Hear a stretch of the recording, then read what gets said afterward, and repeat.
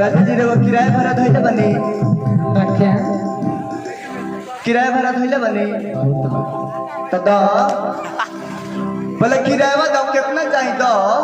मतलब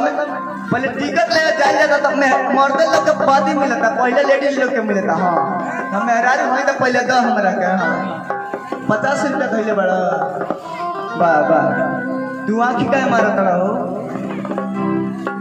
जौन तू हमर कोने हम भाई दूसरा कुछ मत समझो और आई औरत के बड़ा भाष कह दिया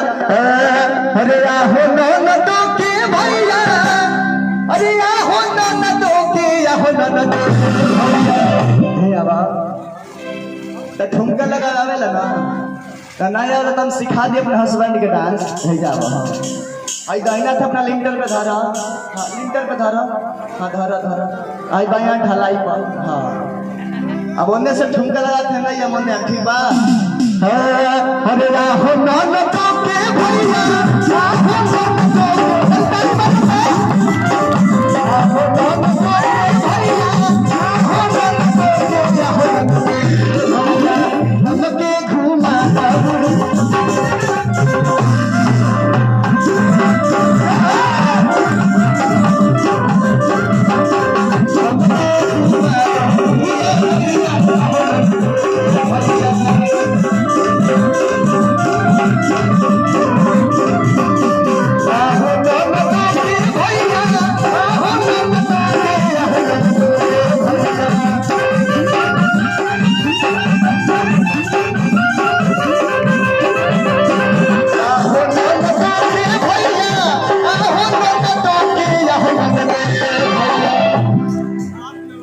अरे आहो नान तो के भैया अरे आहो नान तो के भैया यानी सब लोग गड़गड़ा के ताली बजाई कैसे हम के घुमा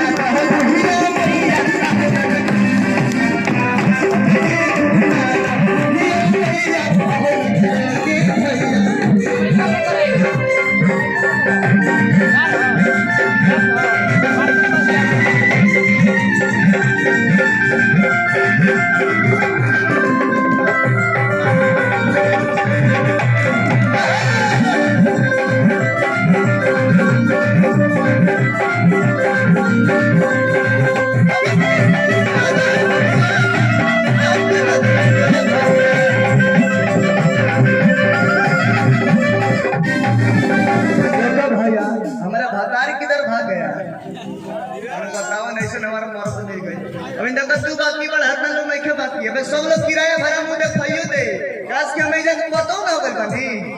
तो मुंह देखाई मिले जाए ना आई और ये कहा बुआ के भाड़ा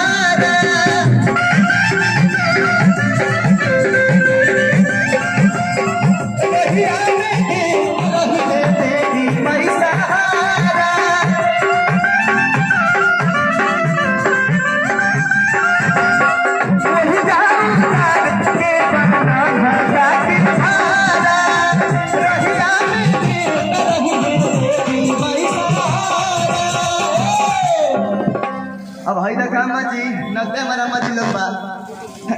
और राहुल बाबू के बाद बहुत ही प्यारी सी झांकी भगवान भोलेनाथ की आ रही है पंचमुखी भोलेनाथ और इनका आप लोग दृश्य देखेंगे राहुल बाबू बोली सच दरबार की अच्छा मोछ वाला पतो नहीं के पसंद मोछ वाला पतो नहीं के पसंद मन बताएं देखिए मुझे वाला पता नहीं क्या पसंद आई देखिए अम्मा जी रे मुंह का चलो वाला बने अरे आहो नान तो के भैया अरे आहो नान तो के मैया आ गई दाना मुहवा के देखैया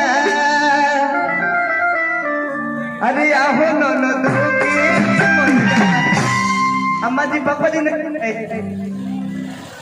पैसा में की दल अरे बाप रे बाप बड़ा कंजूस हमारा अम्मा जी बनते नहीं सब कोई ताली बजा के अरे आहो नान तो के भैया आहो नान तो के आहो नान तो के भैया आहो नान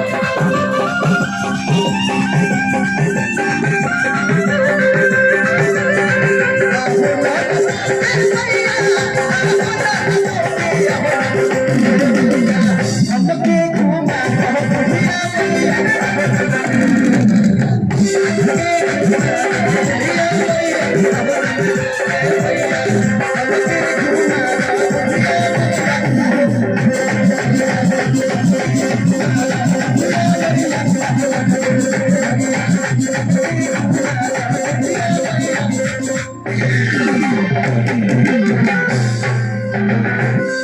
और चलिए आई जौन भी हमारे से गलती हुई दोस्तों नजर के क्षमा चाहत नहीं। और वो लोग हमारे कोनो भी गाना सुनल चाहता नहीं